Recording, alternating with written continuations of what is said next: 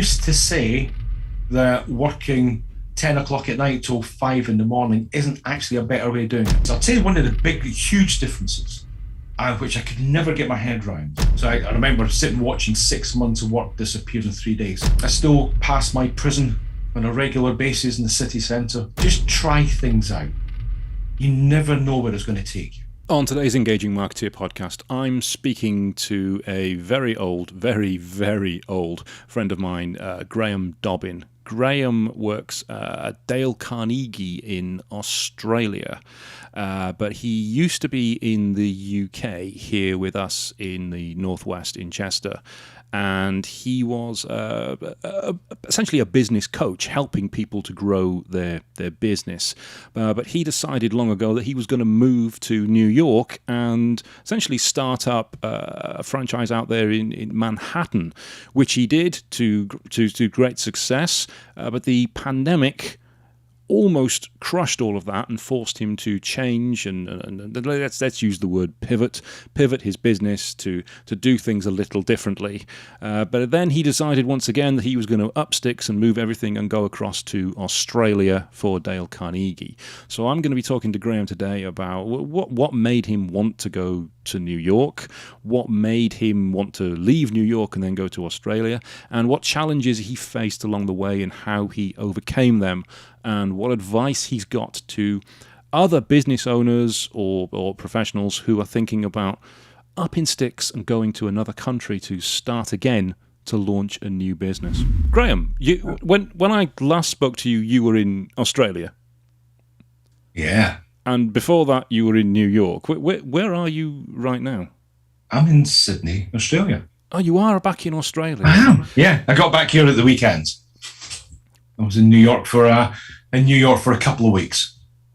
Right, because you obviously went out to New York to start a new business. Yes, that was 2017. Right, what made you want to up sticks from the UK to go to a nice country? Have you seen the UK? Yeah. It's a shit show. It's an absolute shit show. So, yeah. What possessed you to want to leave this falling down country? I wonder. How long is this interview? Because I don't know if it's long enough to give the answers for that. We've got hours. Yeah, a couple of days. I mean, Dan, we all get kind of opportunities. Sometimes things align. New York's kind of always been there for me. I'm not quite sure why. It's kind of always been one of those places. Visited it many times, and we went out and visited it.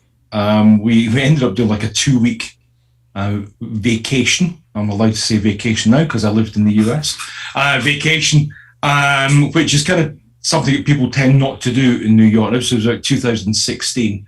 Went out, stayed in an Airbnb in Brooklyn and Williamsburg, which was kind of the up-and-coming area, and just did the local thing, not kind of the touristy stuff, just got stuck in amongst the city.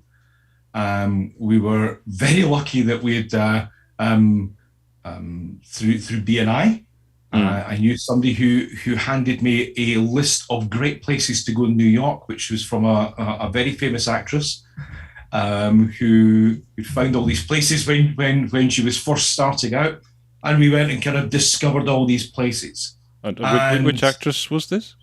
There was an actress. An Australian actress, strangely enough, as the stars align. And we kind of went out and just kind of lived the life of people who lived there for a couple of weeks, and I fell for it. And again, I got to that stage that how many more opportunities are we going to have to do that? So I started to explore how to do it. Everybody told me I couldn't. You wouldn't get a visa. It was very, very difficult. There's always a way to do things, always. And it took me a few months to kind of work through the visa stuff. But once I had done, I found a way of doing it, and we moved within about 18 months. All right, so working and living in America is something I imagine a lot of people in the UK would have thought about doing and would like to do. More so now, probably, with our country just imploding. What were the main problems that you had with being able to do that?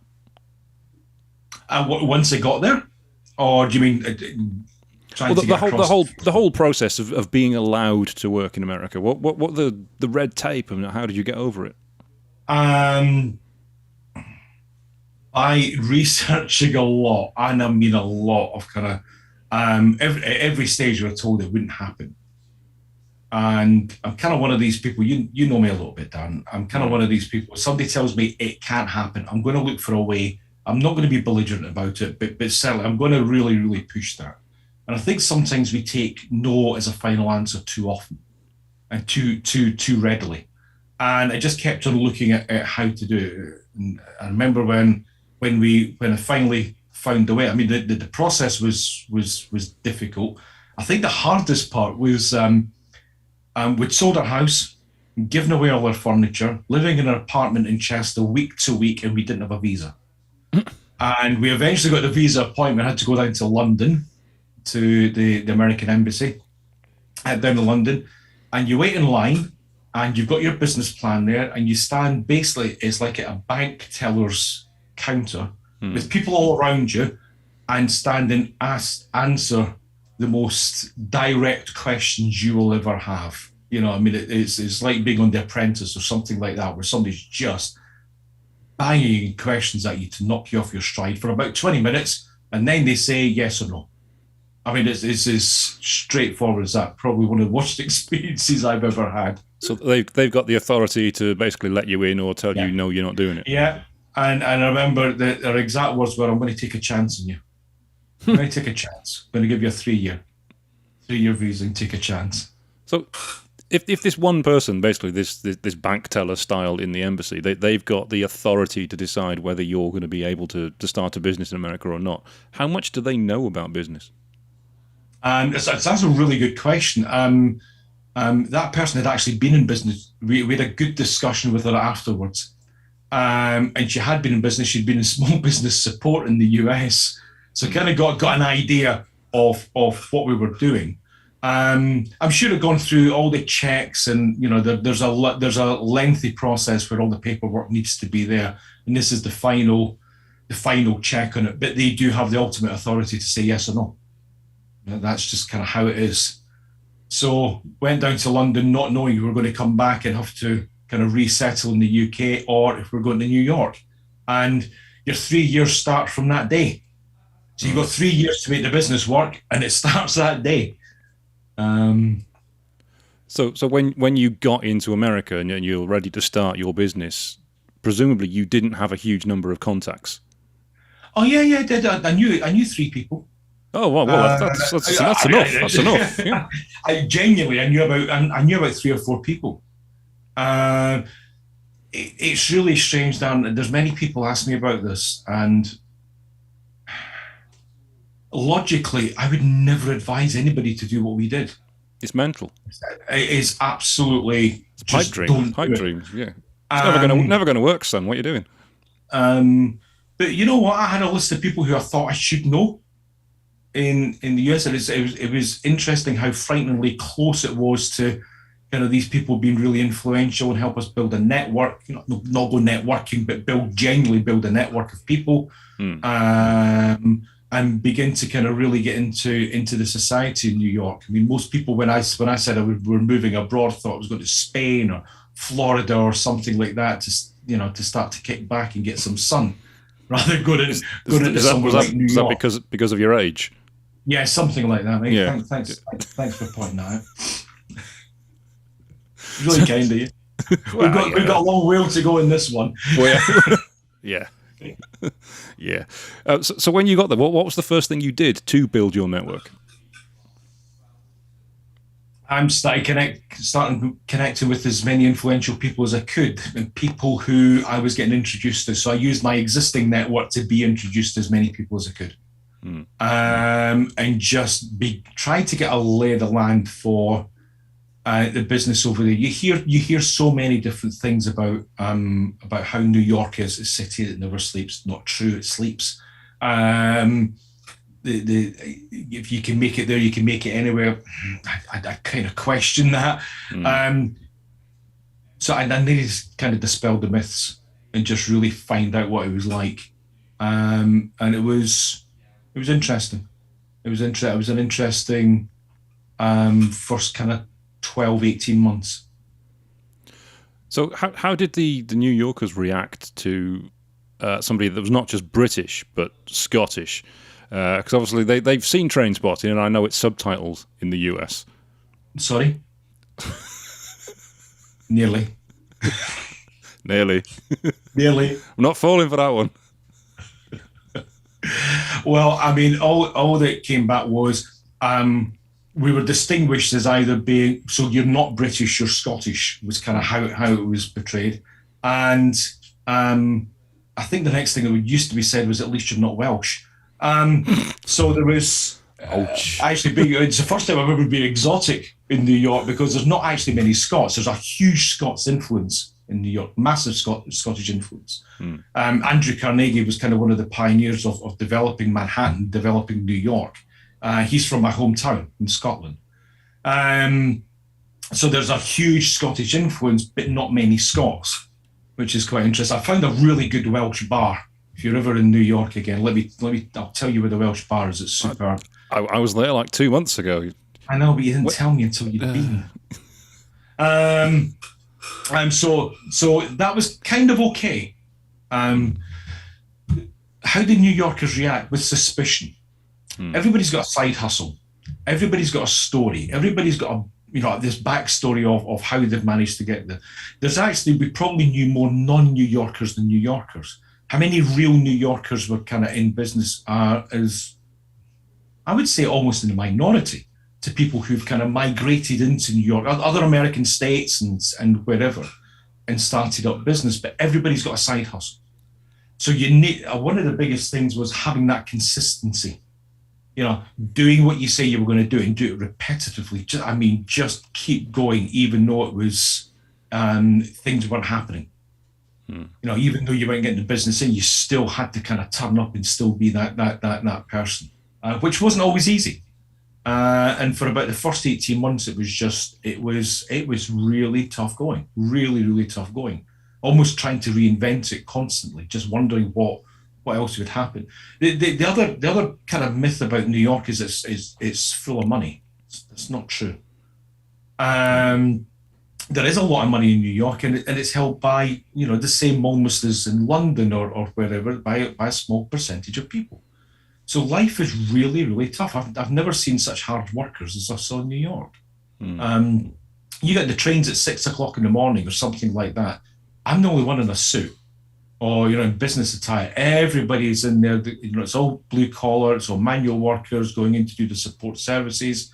They live at 90 minutes outside Manhattan because that's all they can afford. It's a tough gig. So when people are in New York, they fight for what they've got, really fight. So even in small businesses, the amount of people that we knew who were, running small businesses or solopreneurs, etc., and they were, sharing houses or apartments with 4 or 5 other people because that's the way you could afford it. So it's interesting what you say about New Yorkers being really hard workers, because I've heard that myself, that Americans generally are very hard workers. They're always in work early, whereas in the UK we tend to have a 1 minute to 9 is early. How other ways have you found that New York and the UK is different in terms of how business is run and how people's attitudes to it? Good question. I do have some good questions sometimes. Yeah, sorry, you surprised me by having one. Sorry, yeah, I'll try. I won't do it again. I think we're probably more ready to accept in the UK people at face value. I think that's probably, if somebody's got a little bit of credibility, we take that. Whereas in New York, there is that skepticism, constant skepticism. Is this person for real? Will they be along? Are they going to last? Are they going to be here in 2 or 3 years' time? Can they deliver on what they say they're going to deliver? So I think in the UK we're more likely to kind of accept people until proven otherwise. Whereas what I found in New York, you had to do it the other way around. People were pleasant, you maybe got on personally, business wise. They'll sit and wait. And one thing I always like to talk about with business owners and people like yourself who've been in B&I is how B&I works. And of course, you've now been in B&I in the United States. I've had conversations with Ivan Meisner about quite a heated conversation with Ivan Meisner actually about how B&I should work and how I think it's actually different in the US than it is in the UK. You've been in both now. How did you find B&I in the US compared to the UK? I suppose I can talk very openly now. Really interesting. We got very close to B&I in New York, and there's that many people coming through there that there's not that necessarily that desire that we had in the UK was to develop people. When we were working with Terry and the likes of that, it was always about how do you develop people, how do you develop their skills, their business, how do you help, how do you make B&I work. If they lose 300 people a year, they'll get 300 new members. Who cares? Training non-existent. Pile 50, 60 people into and into kind of the initial program, and that's it. I mean, that is it. So no particular training, just follow the agenda, get it done, and that's it. So I found across there that there was a real lack of support. Some great people, met some phenomenal people at B&I there.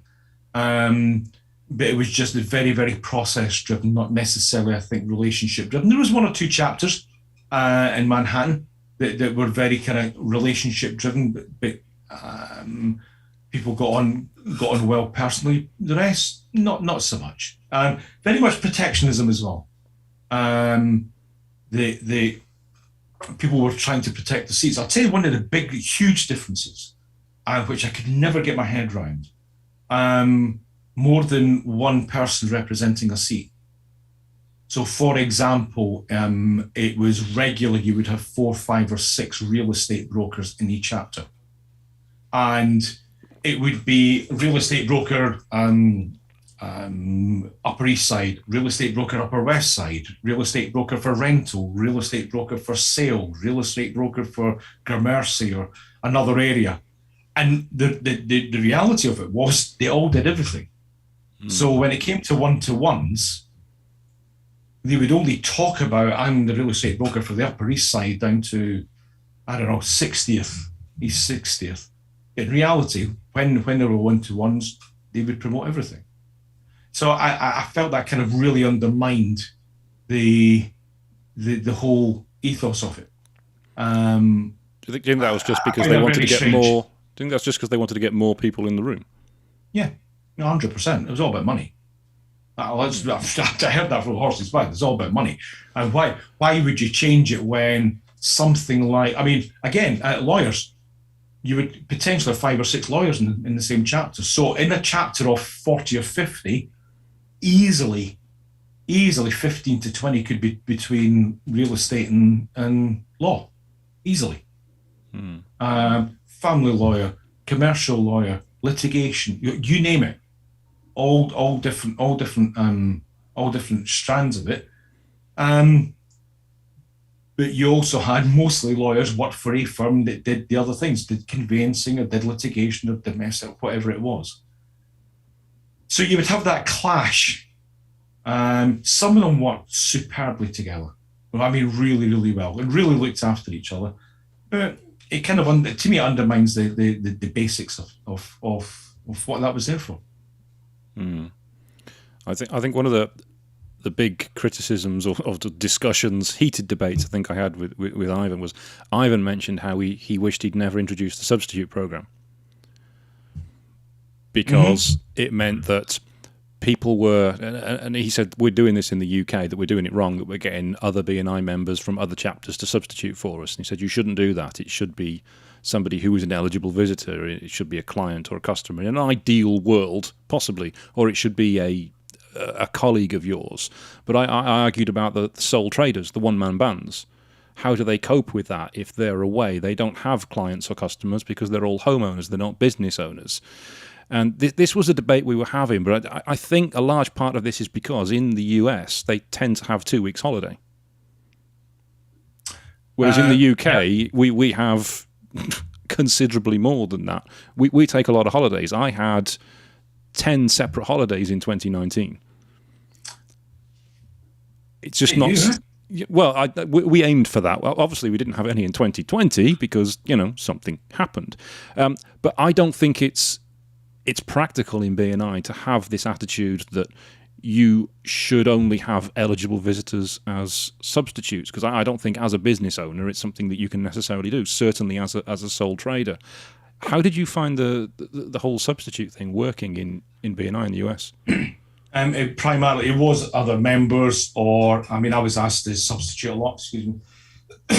Excuse me. So the substitutes tended to be other members or people known. Look, let's be honest. This is a business decision as well. The more eligible visitors you get, the more likely you're going to have somebody who's going to join as a new member. Yeah. My take on it is, it's a personal take.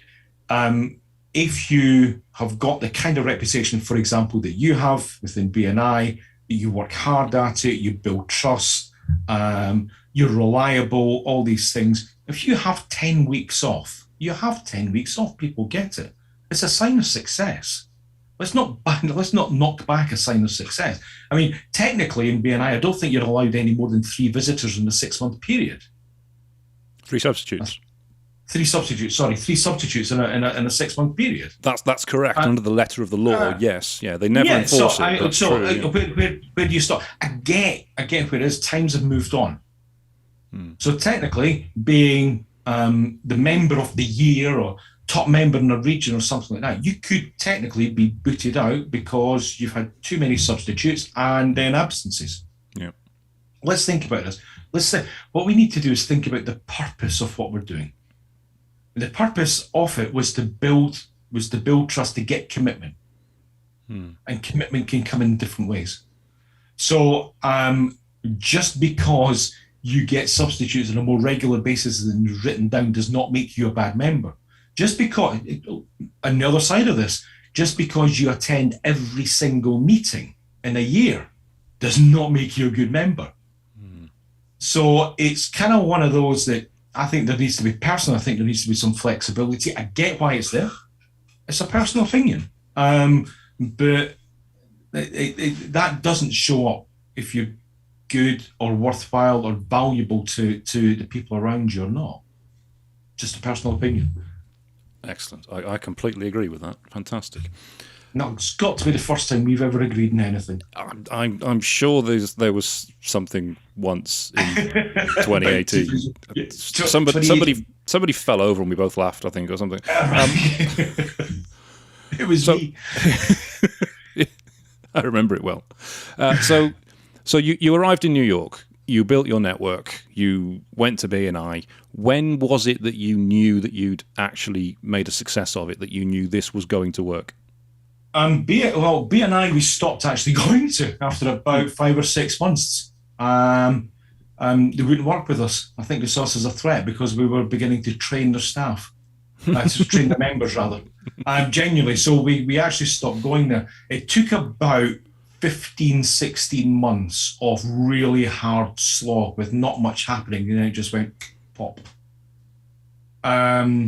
People who I had met going out, networking and building a network began to defer us because we were still there.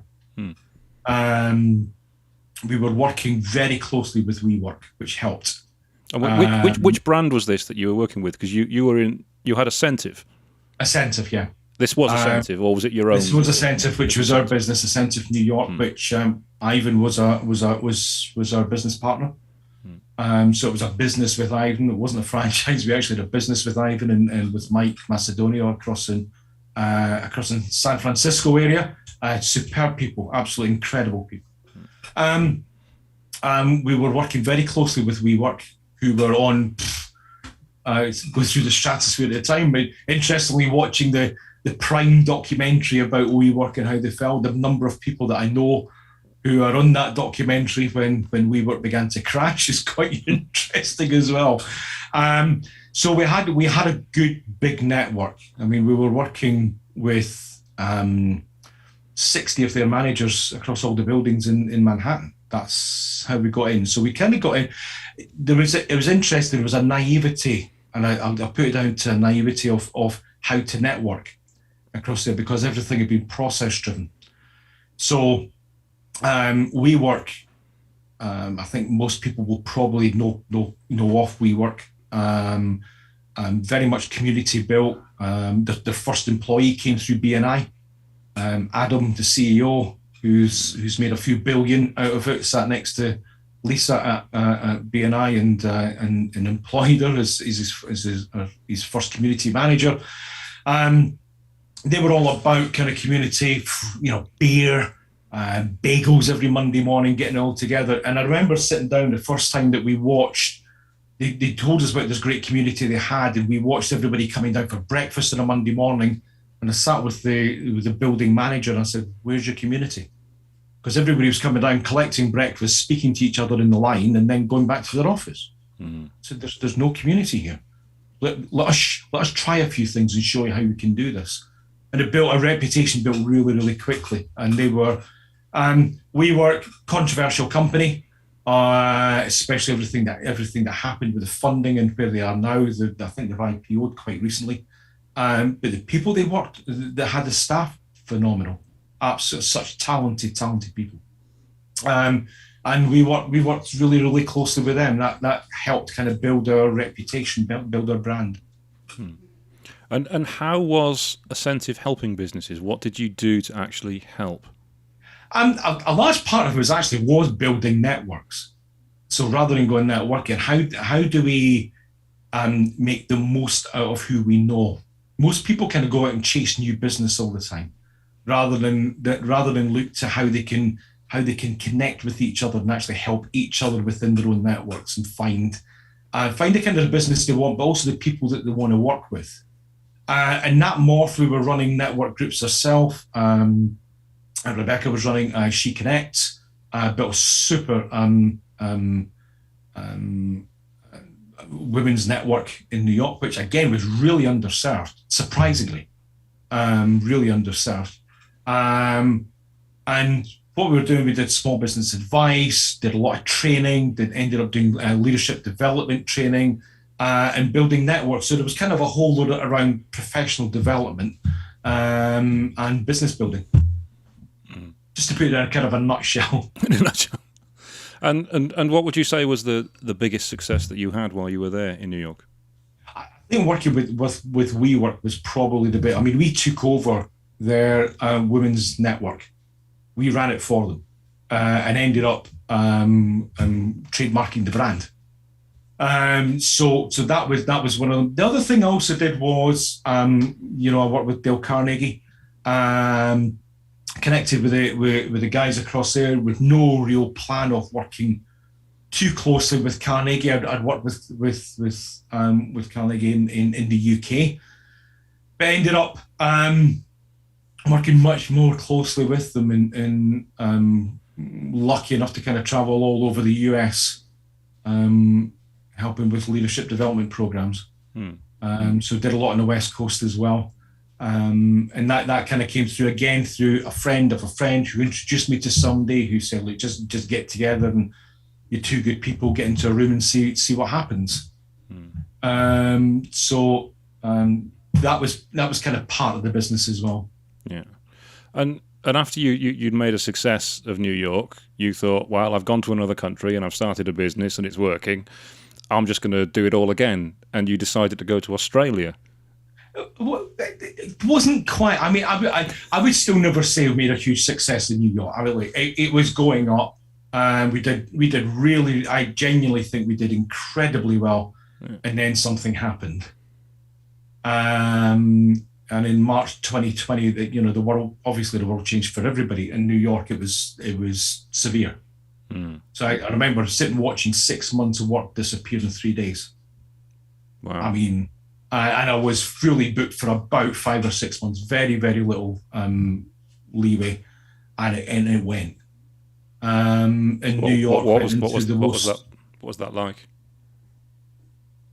Um, I suppose I want to say emotional or scary. I'm not quite sure because it was kind of just happening in.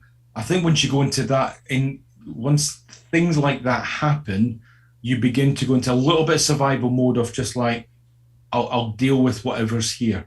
There's no point in panicking. I had great faith that things would change, but I mean, look, everybody goes through the Kubler-Ross curve. Everybody goes through the change curve. First of all, there's shock. Things are happening. Then we all flip into denial at some point, like this isn't real. This can't last.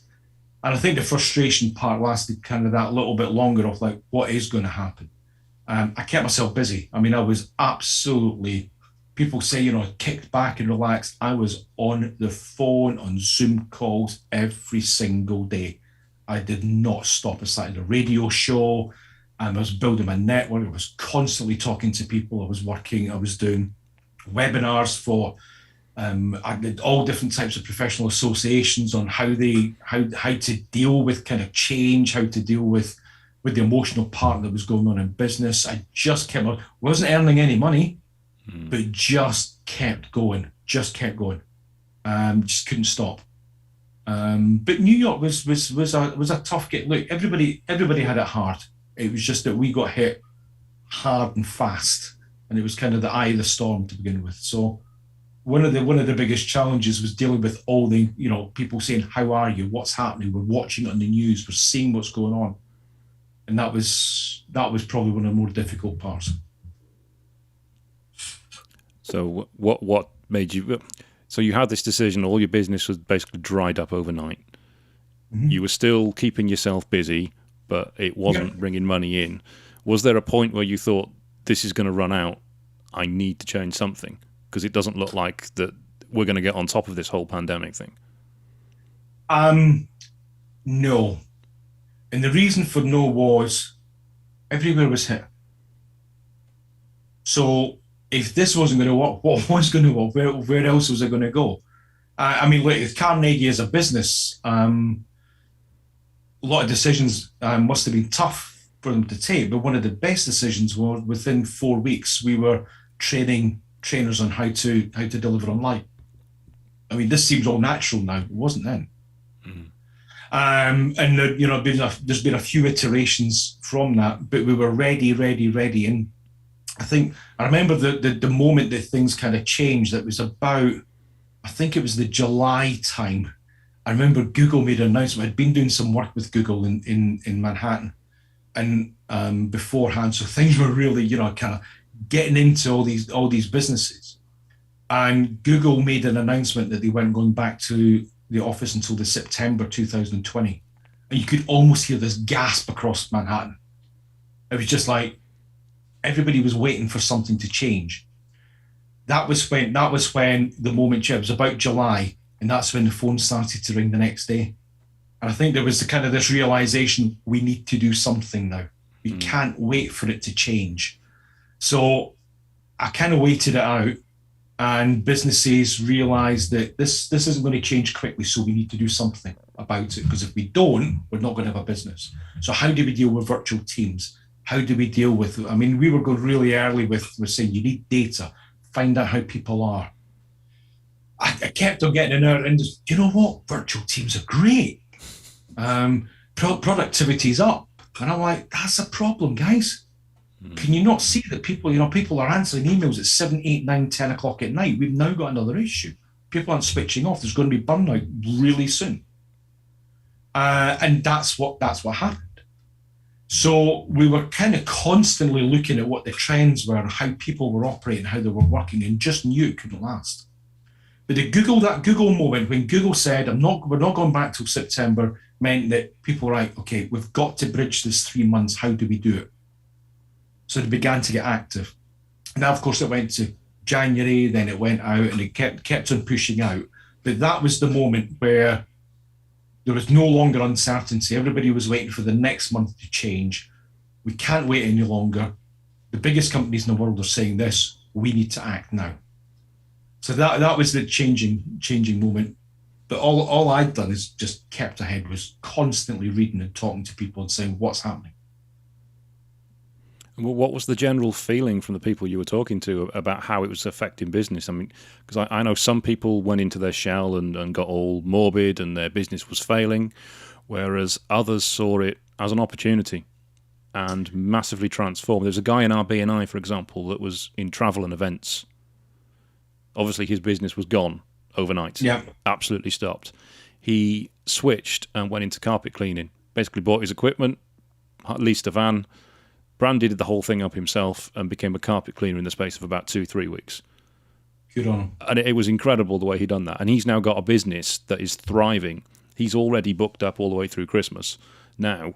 And it's a business that he can sell or grow or do whatever he needs to do to it. And he's also got the travel business off the back of it. So some people like that see these opportunities and go, right, I'm just going to do it.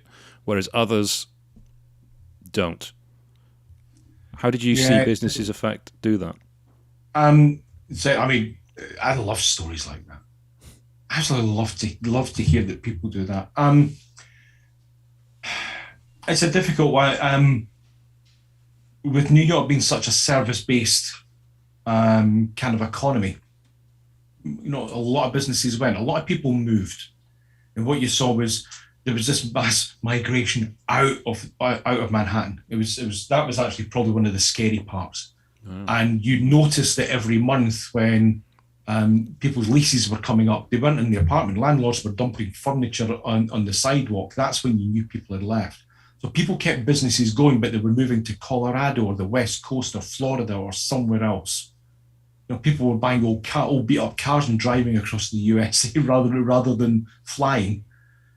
But that's kind of how people survived. So they got out of the main city.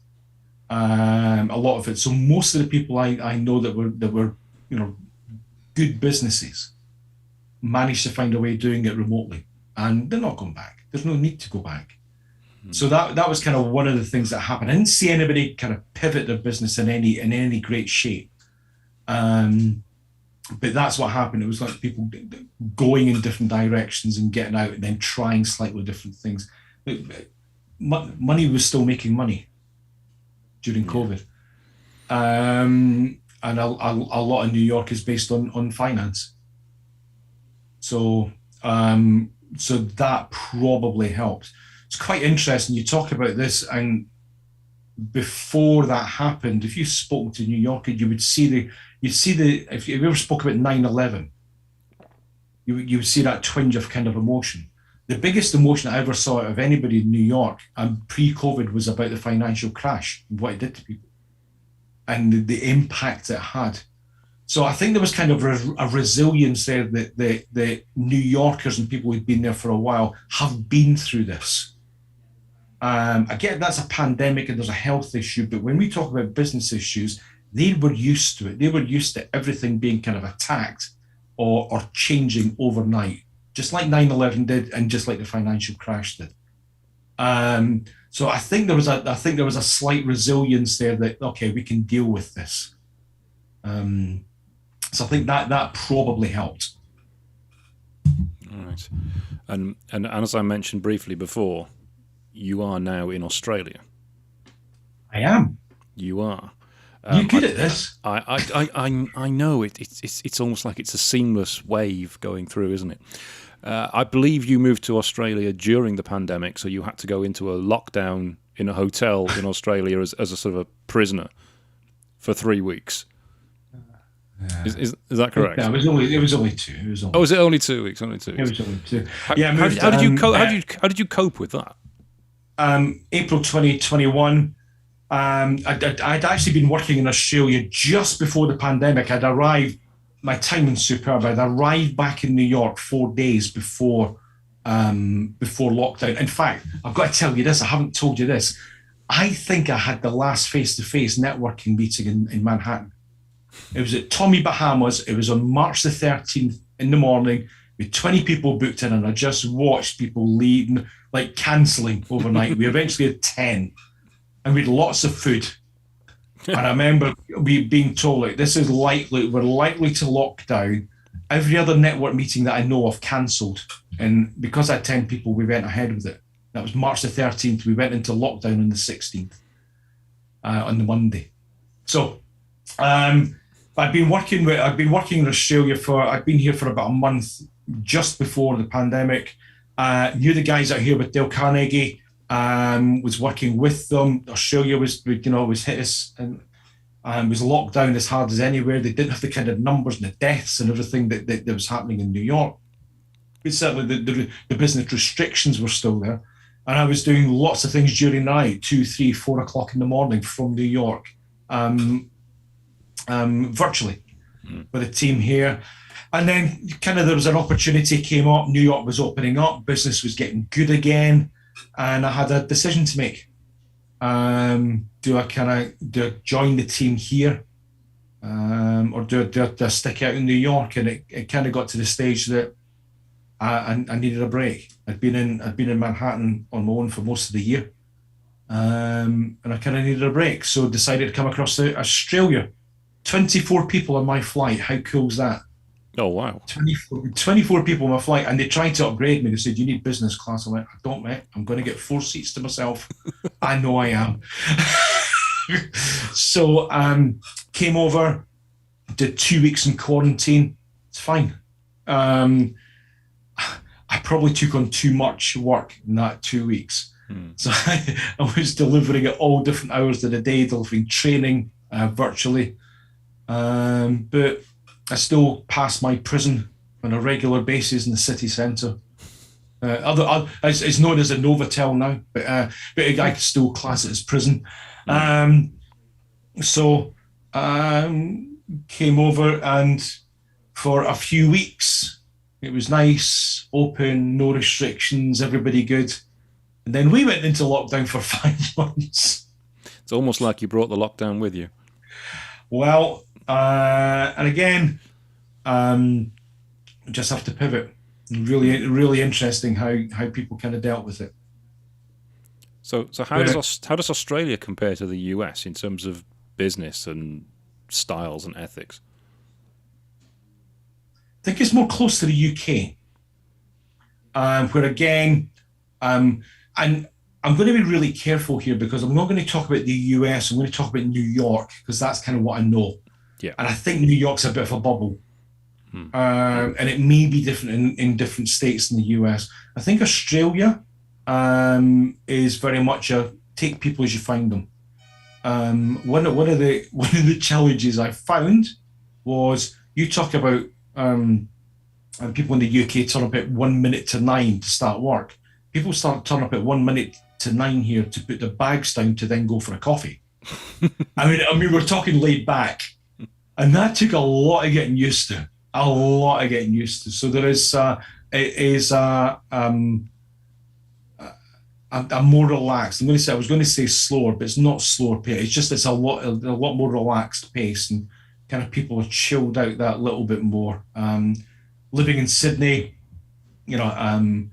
the outdoor life is huge at the weekend. People, you've got the northern beaches, very, very close proximity here to here. So people are kind of just used to getting that balance right, and that's a huge thing. So working silly hours like we do in the UK and they do in New York is kind of not the norm here. It's not frowned upon. It's just like people are very much aware of the kind of the work-life balance. Right, so it's a nice place essentially to live and work because of the balance you get. It is. It's just a long way from anywhere else. I got told the other week, said, yeah, you should nip to Singapore for the weekend. It's only an 8-hour flight. And I went, really? From the UK, I could be like into Chicago in 8 hours. It is a long way from anywhere. And kind of that's one of the challenges with the place. It's probably one of the attractions as well. It's kind of one of the things that probably makes it such a good destination.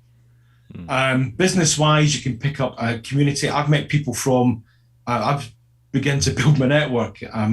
Alistair, who I met at BNI in Sale in Manchester, is here.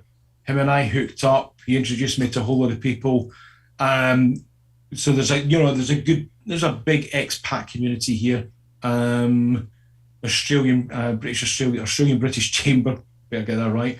Australian British Chamber have been superb. Some good community, and there's a lot more of that people just kind of get on and look to have that connection. And business then comes from it rather than let's see if we can do business right away. So I think people can step back from that a little bit. So it's more about building the relationships first than going into business. Yeah. Yeah.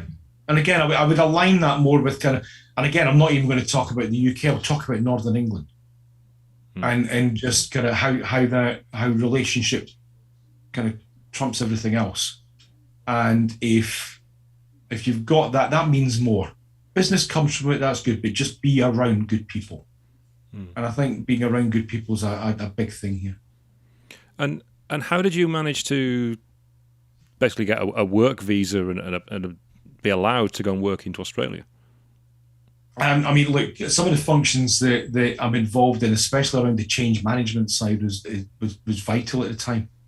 And it kind of still is. We're going through a huge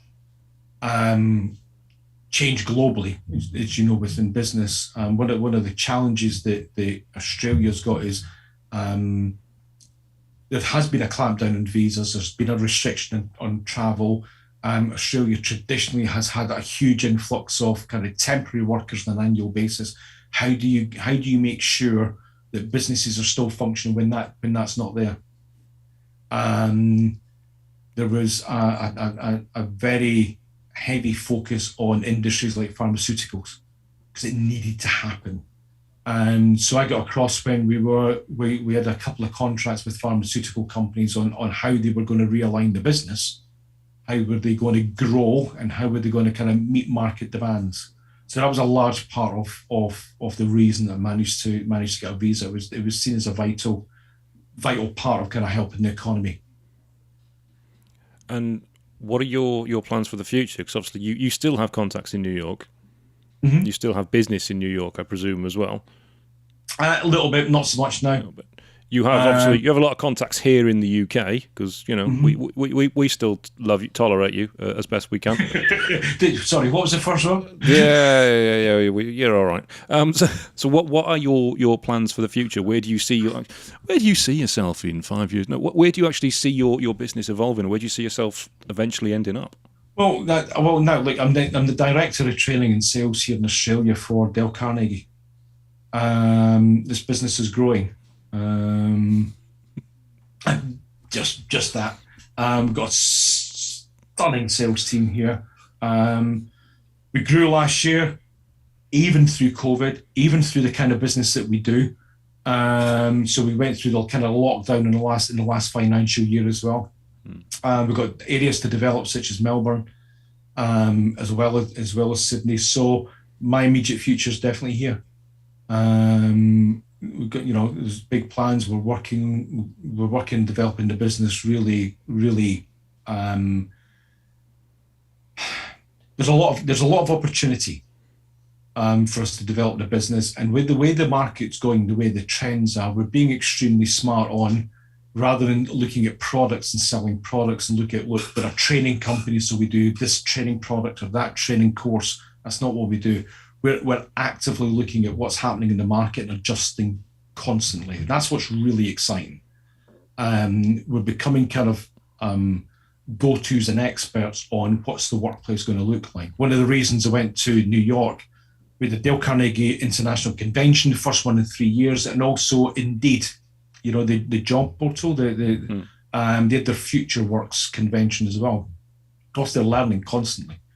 What is the workplace going to look like tomorrow, next week, next month, next year?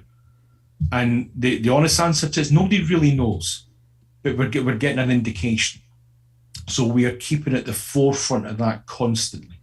So we're working with some great companies. We're talking to some other great companies as well on kind of how we have those partnerships over the next 2, 3, 4, 5 years of making sure that they've got the kind of the talent that they need, retaining it or attracting it to make sure they've got a business that they can grow. No longer can we just sit and say, we'll grow a business like this.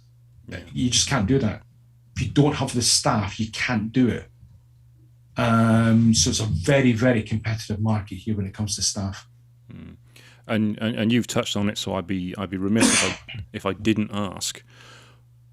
What is the workplace going to look like in a year's time? A more settled version of what you've got now. I think there is. We've gone through all these iterations in a very short period of time. So, such as the Great Resignation, everybody said it wasn't going to happen, and it did. It happened globally. There's no two ways about it. One of the things that we've been talking about a lot, and it's actually happening now, is about the Great Correction, if we want to give it a name, is the grass isn't always greener.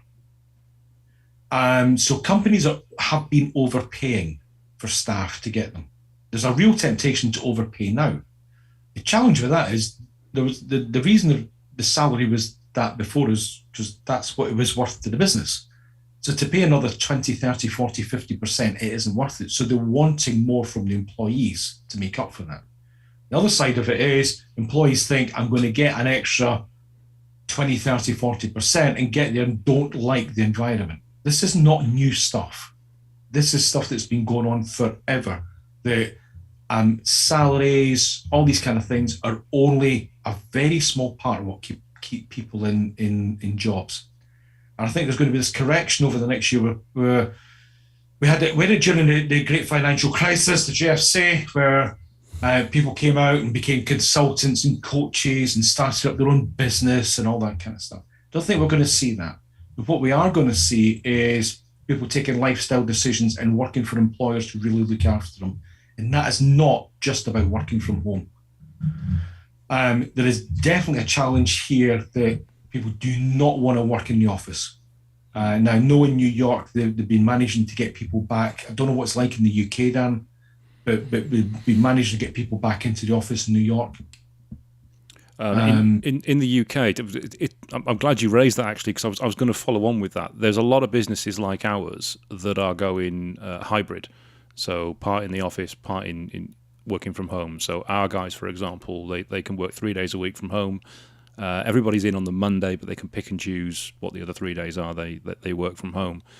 But there are some businesses and some business leaders, like Alan Sugar, for example, who very, very publicly, very, very openly, constantly preaches on social media that anybody that wants to work from home has no place in his organization, and that people who work from home cannot be trusted because they slack off. And he's very open about this, and he gets a lot of abuse whenever he does it.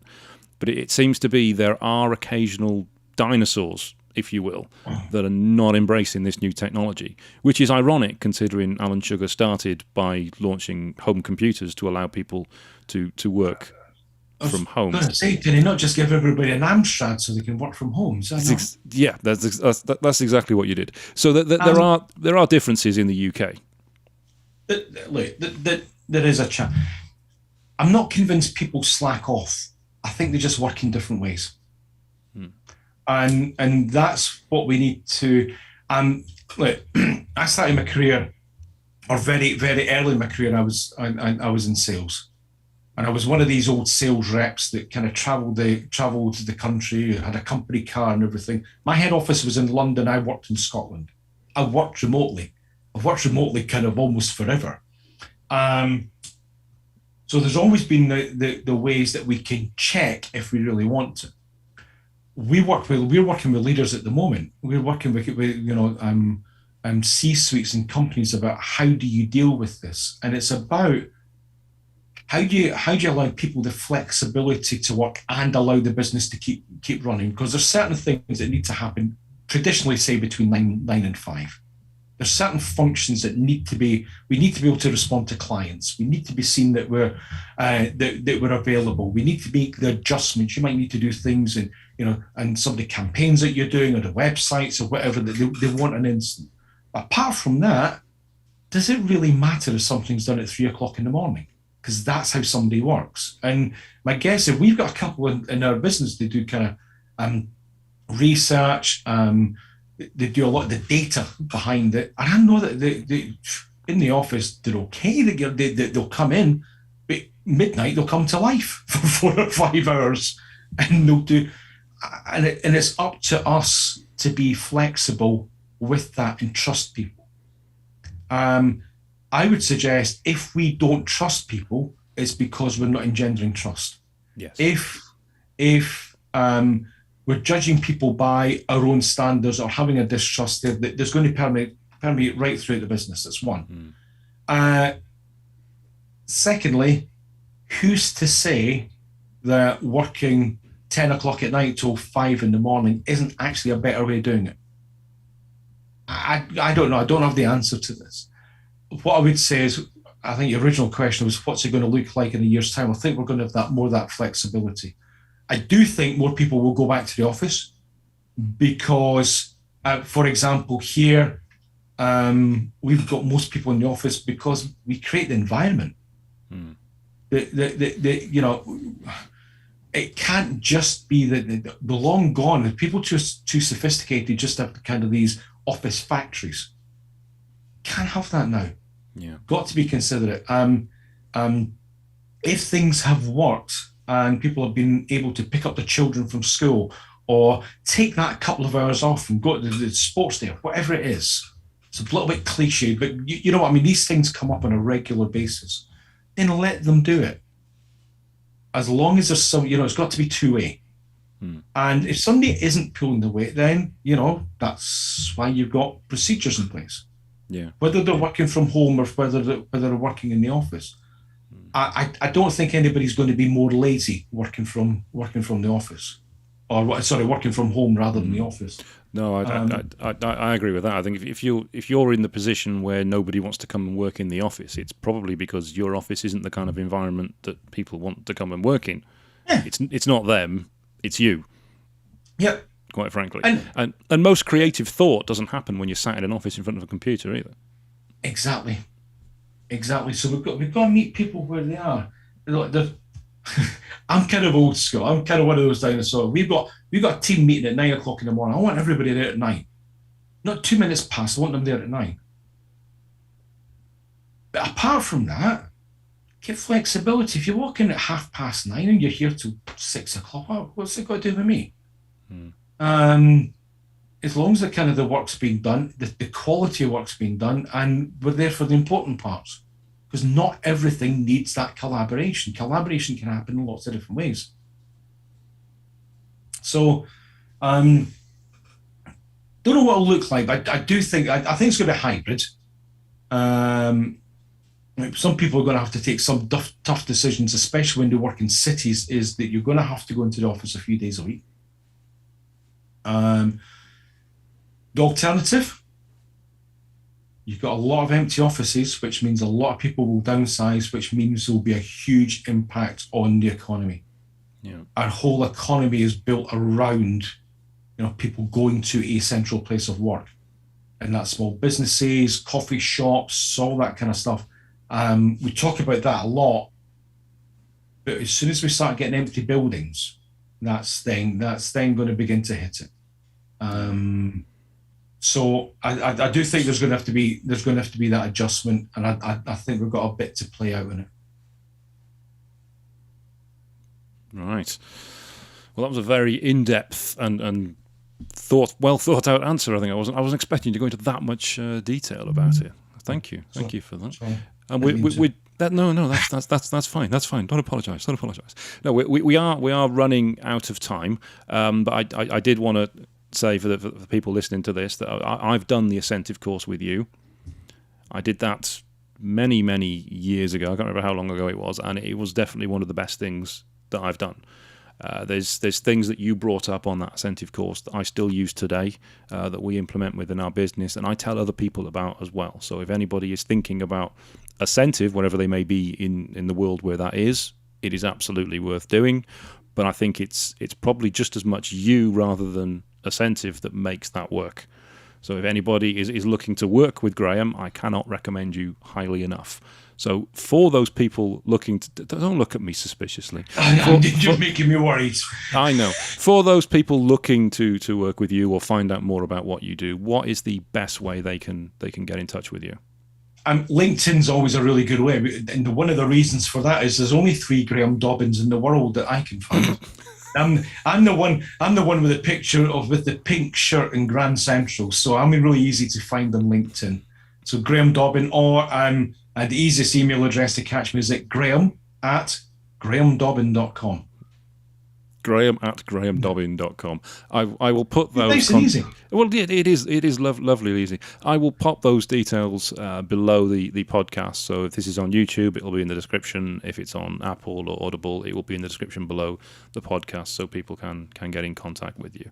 So Graham, as a final passing bit of advice, what is the one thing? What is the one thing you would recommend to a business owner that they look at within their business to get improvement? That's nice and general and vague, isn't it? What's the one thing? Possibly the best piece of advice you've ever given. I don't know. You tell me. There we go. Okay, I'll tell you what you gave to me. When you're having a conversation with somebody, whether it's at a networking meeting or a one-to-one or in a sales call or a call like this, it's human reaction when somebody says, so for example, you mentioned being in New York, for you, the person listening to it, to immediately jump in and relate it to yourself and gone, oh, I've been there, and talk about I. That's human reaction. But in terms of making a connection with person, that's the worst thing that you can do, because you're turning their story onto yourself, which is what we all do. The best thing to do is to listen to what they're saying. Don't jump in and mention the word I, never mention the word I, and actually ask them a further question about what they're doing. Because you relating it to yourself is taking away their story and making it about you, and that does not form a connection with somebody. That I think is one of the best things I've learned from you. It's something I do all the time now. And whenever I do mention the word I in a conversation, I catch myself doing it and go, Graham's told you not to do that. Stop it. It's a really interesting one. As soon as we do it, we do it because we're excited. Let's be honest about it. We're excited. We see a connection. Guess what? I do that as well. Yeah. The challenge is we miss everything that's going to happen in the rest of the conversation. That connection we've still got. We've still got it an hour later, a day later, a week later. We can bring it up at any point. So that's one of the things. The second thing is never be restricted by what you do. I hear people say, yeah, but I can only do this, or that's my market here. Never, ever, ever stop looking to see what else can be done.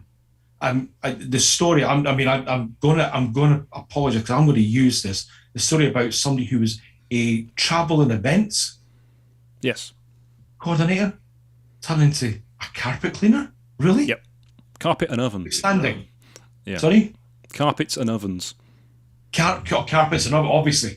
And that's Daniel Whitaker from Steam and Clean, for anyone listening to this, in the Chester and Northwest area. Daniel, hats off. Absolutely. And it's about that.